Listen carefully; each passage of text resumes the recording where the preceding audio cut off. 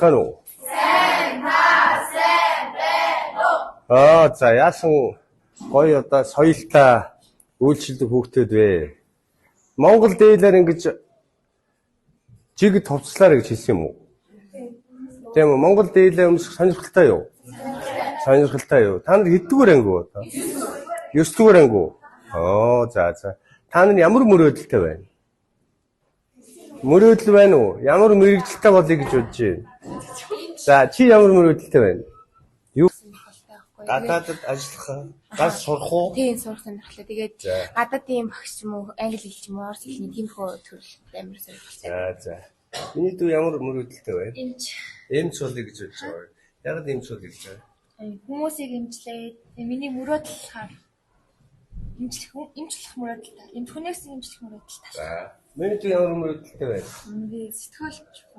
Тийм үү. Сэтгүүлч болж яа тийм. Ээж маань сэтгүүлч болохоор жоохон сонирхолтой санагдаад. Ажлын харахаар гоё санагдаад. За, миний дүү ямар мэрэгчлээ байна? Эмч. За, манай дүү ямар мэрэгчлээ болъё гэж бодож байна? Эмч болно. За баярлалаа. Тэгээд их сайхан мөрөөдөлтэй хүүхдүүд байна. Өнөөдөр ингээд Монгол хувцсаараа ингээд гоёцсон тийм ээ?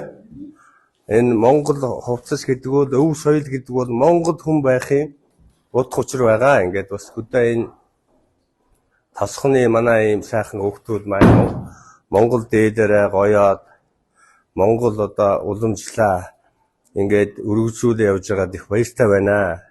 Миний дүүнэрийн бас ингээд сайхан хүсэл мөрөөдөл биелнэ. Монгол улс маань хөгжнө. Бид нар Монгол улс задуурчуудын орн.